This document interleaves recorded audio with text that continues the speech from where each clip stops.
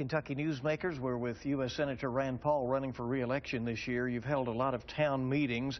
I know the addiction epidemic keeps coming up. Some local governments say they can't jail enough or treat enough people to deal with this problem. Is there some proposal, is there some effort from the federal government that might be of assistance? Yeah, it's been devastating. We now have more people dying from heroin than car accidents. And everybody knows that car accidents, are a leading cause of death, but we have more people dying from heroin. Part of the problem is that when you're on heroin, the chemical dependency is so strong that many people just can't quit. And so one of the strategies for getting them to quit is you give them a replacement drug that doesn't cause them to get high. Methadone by injection or another drug called Suboxone. But as we've looked at this issue, we've discovered that the federal government limits doctors and says you can only see 30 patients the first year. The next year you can only see 100. But if you were to look around Lexington and ask how many doctors treat heroin addicts, it's probably very few, probably a handful. So there's not enough doctors, so we should not be limiting how many patients they can see. So I have a bill, and there's a reasonable chance we're going to get this passed in the next month or so, a bill that would expand the number of patients that doctors can see to try to see if we can do something to lessen this epidemic. For military members to be counted in the population counts in their hometowns. Right. Would that benefit Kentucky? Particularly over in Christian County and a little bit in Fort Knox. There are times when Fort Campbell can have 10,000 soldiers gone, but their families are still there. They live, either on the base or off the base. They use the sewers, the waters, the streets, but they don't get counted in the census for that community. So really Hopkinsville might be 48,000 people without the soldiers, but maybe there are 58,000 with them.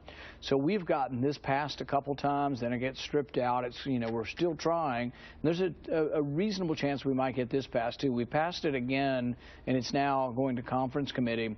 If it does, we think it would help maybe a Hopkinsville, maybe Elizabethtown, as far as their size and as far as, helping to pay for infrastructure and things like that. A proposal to more or less take Fort Knox off the grid. This is proposed for several military installations, but you want it done here? What we want to do is some of them actually have natural gas deposits, the ability to actually get a natural resource that they could use for their energy. And I don't know if it's taking them completely off the grid, but you know how you get some and some of it feeds back into the grid and lessens your need.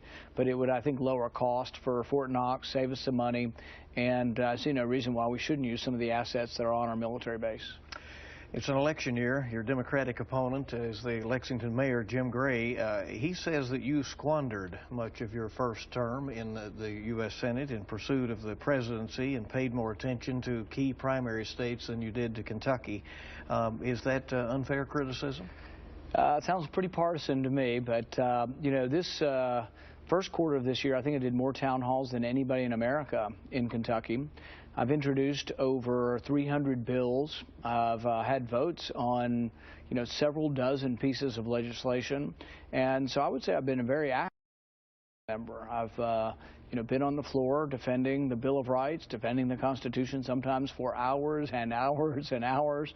So I think ultimately the voters of Kentucky have to judge that. But I've been, even while running for president, made 96% of my votes. And so I've worked very, very hard for Kentucky, but only the voters can ultimately, judge whether they want somebody to defend Kentucky against, big government and the war on coal, or whether they want to elect somebody that will go along with all those regulations. Are you disappointed that the run for the White House did not work out?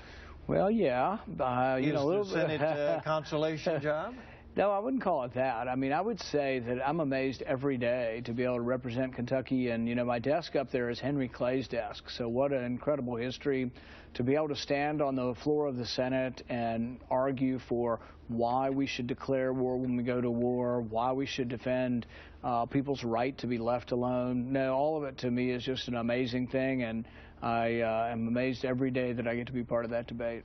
In January, before you left the race for the White House, at the height of the debate season, you called Donald Trump, now the presumptive nominee for the Republicans, quote, a delusional narcissist and an orange-faced windbag. Did I really say that? You did. I really say and that? you made, you know, he made fun of your appearance. He said you didn't belong on the debate stage.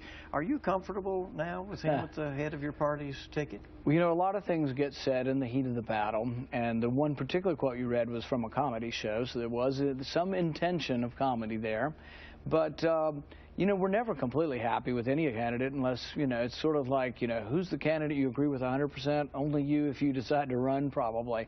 So I don't agree, and I've had some complaints about, you know, different positions, and I'm concerned, and I want to make sure that he'll be part of a limited government constitutional approach to our federal government.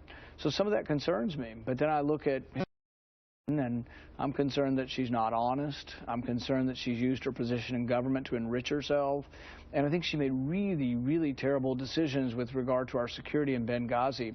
And if you're going to have a commander-in-chief, they've got to defend the country and defend our diplomatic missions around the world. And I think she utterly failed in Benghazi. And really, I think it ought to preclude her from being president. What would you want to get done in a second term in the U.S. Senate?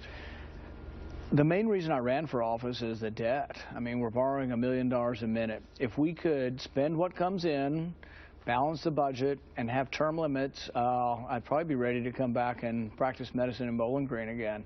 But we're still a ways from that. And really, there's some blame to go around. When Republicans were in charge of the White House, we doubled the debt from $5 trillion to $10 trillion.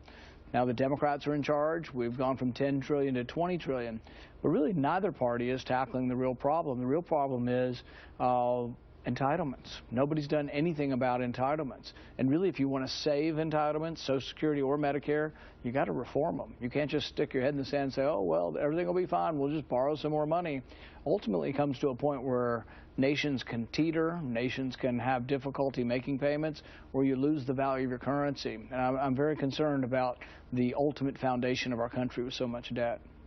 Thank you for coming. We appreciate it. Thank you. U.S. Senator Rand Paul, and also candidate for re-election this year. Appreciate you. And we thank you for joining us for this edition of Kentucky Newsmakers on WKYT. We'll see you bright and early this week on WKYT This Morning, and we hope you make it a good week ahead.